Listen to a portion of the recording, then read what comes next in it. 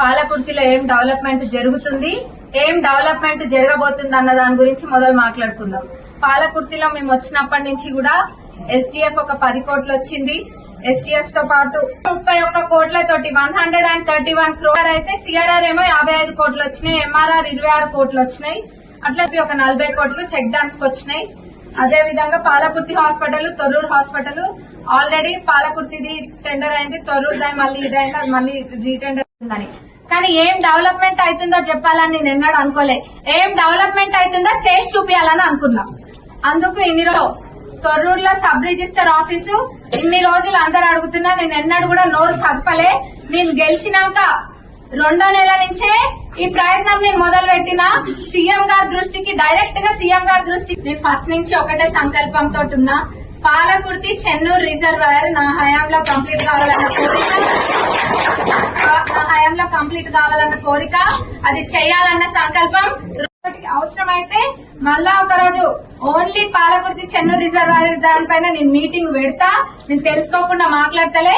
Day 1 నుంచి దీని మీద సబ్జెక్ట్ తెలుసుకునే మాట్లాడుతున్నా. మీరేం చేసిండ్రు, ఏమేమి మిస్ చేసిండ్రు ప్రీవియస్ ఎస్టిమేట్ లో అనేది మాట్లాడాలంటే నేను అధికారులను తీసుకొచ్చి అధికారులతో కూర్చొని వాళ్ళ టెక్నికల్ పార్ట్ తోటే ఎక్స్ప్లెయిన్ చేయడానికి నేను రెడీగా ఉన్నా. వినడానికి మీరు రెడీగా ఉన్నారా అని అడుగుతున్నా. మీరు చేయాలంటే మటుకు మిమ్మల్ని శివార్ల దాకా ఉరికిచ్చే బాధ్యత మాది. మా కాంగ్రెస్ లీడర్స్ ని తక్కువ అంచనా వేయొద్దు. ఆల్రెడీ కాంగ్రెస్ తడాకా ఏందో పాలకుర్తిలో రుచి చూపించినాం.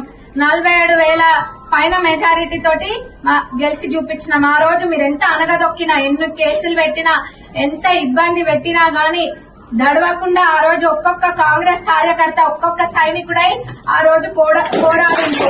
ఆ పోరాటం యొక్క ఫలితం మీరు అందరు కూడా చూసినారు. మళ్ళా ఇప్పుడు లోకల్ బాడీ ఎలక్షన్స్ వస్తున్నాయి. అందులో కాంగ్రెస్ పార్టీ జెండా ఎగరని ఊరు అనేది ఉండదు. చూసుకో. 18 కోట్ల దాకా వచ్చినాయి. దీంతో పాటుగా వేరే డెవలప్మెంట్లు అవి కూడా చాలా ఉన్నాయి. అన్నిటికన్నా మెయిన్ నేను ఫస్ట్ నుంచి ఒకటే సంకల్పంతో ఉన్నా, పాలకుర్తి చెన్నూరు రిజర్వాయర్ నా హయాంలో కంప్లీట్ కావాలన్న కోరిక, అది చేయాలన్న సంకల్పం. 2 కూడా నాకున్నాయి.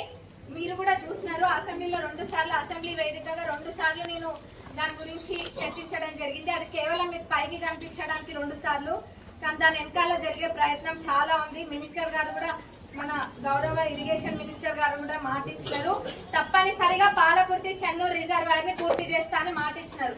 దాని ద్వారా మొత్తం 77,000 ఎకరాలకు నీళ్లు అందుతాయి. అందులో మన దాంట్లోనే 45,000 ఎకరాలకు పైన పాలకుర్తి, అంటే మన పాలకుర్తి నియోజకవర్గంలోనే నీళ్లు వస్తాయి. ఇది రైతులకి, మన పాలకుర్తి రైతులందరికీ కూడా ఇదొక కళ. నీళ్లు, ఈ పాలకుర్తి చెన్నూరు రిజర్వాయర్ అనేది ఒక కళ. ఎందుకంటే దాని ద్వారా వచ్చే నీళ్లతోటి ఇంకా ఎంతో మంది రైతులు సాగు చేసుకుంటారు. కాబట్టి ఇది ఖచ్చితంగా దీన్ని అనేది కంప్లీట్ చేస్తా. ఎస్టిమేట్ గురించి చాలా మాట్లాడుతుండ్రు. గురిగింజ దాని కింద ఉన్నది చూసుకోవాలి ఫస్ట్. ఇంకోటి, పచ్చకామర్లు ఉన్న వాళ్ళకంటే లోకమంతా పచ్చగానే కనిపిస్తుంది వాళ్ళకి. ఎందుకంటే వాళ్ళ బుద్ధొంకర, వాళ్ళ చూపు తేడా, కాబట్టి వాళ్ళకే అట్లా కనిపిస్తుంది. మరి వాళ్ళు ఏమేమి చేసిండ్రో నాకు తెలియదు. మరి ఇక్కడున్న మీకు బాగా ఐడియా ఉండుంటది. మా ప్రింట్ అండ్ ఎలక్ట్రానిక్ మీడియా సోదరులు అయితే చాలా ఫాస్ట్, ఇందులో వాళ్ళకి ఐడియా ఉండుంటది. మరి ఎందుకు వాళ్ళు పాత కాంట్రాక్టర్ ని తీసేయాలన్న హడావుడిలో మరి కొత్త వాళ్ళకి ఇచ్చినట్టే ఇచ్చి దాని తర్వాత ఇంకేమేమి చేసిండ్రో, ఏమేమి మిస్ చేసి ఆ ఎస్టిమేట్ లో వాళ్ళు బ్లాస్టింగ్, మళ్ళీ అట్లనే డిస్టెన్స్, ఇసుక తీసుకెళ్లే డిస్టెన్స్, ఇంకా చాలా అదీదం కాదంటే రోడ్డు అవన్నీ కూడా ఆ విషయం మీకే వస్తుంది. చెప్తున్నా, గోతు తీస్తున్నామని చాలా మంది అనుకుంటా ఉంటారు. గోతు తీద్దాం అని, కానీ మీరు తీసుకున్న గోతిలో ఖచ్చితంగా మీరే పడతారు. ఇప్పుడు సన్న బియ్యం ఉంది, సన్న బియ్యం ఇప్పుడు కాంగ్రెస్ ప్రభుత్వం సన్న బియ్యం ఇస్తుంది. ఆ సన్న బియ్యం నేను కూడా 2 మండలాలలో తిన్నా. రోజు ఇంట్లో అన్నం తింటే ఎట్లుంటుందో సేమ్ అదే అన్నం, ఇంకా దానికి దీనికి తేడా లేదు. ఇది జనాలలో ఎట్లా జరుపుకోబోతుందో మీరు కూడా చూడండి. ఇది చరిత్రలో నిలిచిపోతుంది సన్న బియ్యం అనేది. ఇంకా చెప్పుకుంటే పోతే కాంగ్రెస్ ప్రభుత్వం చెప్పిన దానికన్నా కొంచెం ఎక్కువనే చేస్తున్నారు. యువ వికాస్ అయినా కానివ్వండి, ఇంద్రమ్మ ఇల్లు అయితే ప్రతి ఒక్కరికంటే ఒకటే ఇది. ఇంద్రమ్మ రాజ్యంలో ఇంద్రమ్మ ఇల్లు, పేదలలో బహుపేదలకి ఇల్లు అందాలన్నది కాంగ్రెస్ గవర్నమెంట్ యొక్క సంకల్పం. అదే విధంగా జరుగుతాయి. ఎవరే పార్టీ అన్నది కాదు, ఎవరు అర్హులు అన్నది చూసి ఇల్లు ఇవ్వడం జరుగుతుంది. అందులో ఎటువంటి ఇది లేదు. మొహం చూసి బొట్టు పెట్టే పార్టీ అయితే కాంగ్రెస్ పార్టీ కాదు. ఎవరు అర్హులు అన్నది చూసే మాట్లాడతాం. ఇంకా ఈ విధంగా చెప్పుకుంటే ఏ మండలిలో ఏం చేయాలి అన్నది ఒక క్లియర్ ఐడియా ఉంది.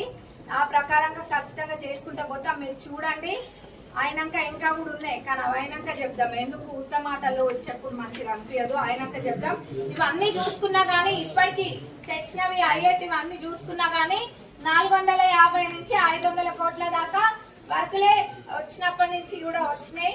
మరి దీంతో పాటు మన పాలకుర్తి చెన్నూరు రిజర్వాయర్ది 1015 crores అంటే 1015 కోట్లకి ఆరి వచ్చింది. అంటే రీఎస్టిమేట్ చేసినాక 1015 కోట్లకు వచ్చింది.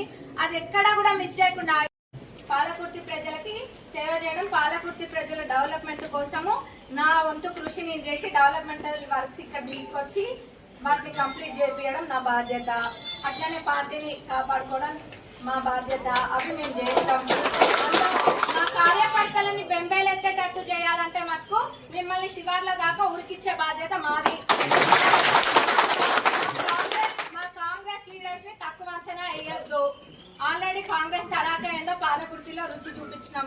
47,000 పైన మెజారిటీ తోటి గెలిచి చూపించినాం. ఆ రోజు మీరు ఎంత అనగదొక్కినా, ఎన్ని కేసులు పెట్టినా, ఎంత ఇబ్బంది పెట్టినా కానీ దడవకుండా ఆ రోజు ఒక్కొక్క కాంగ్రెస్ కార్యకర్త, ఒక్కొక్క సైనికుడై ఆ రోజు పోరాటం యొక్క ఫలితం మీరు అందరు కూడా చూసినారు.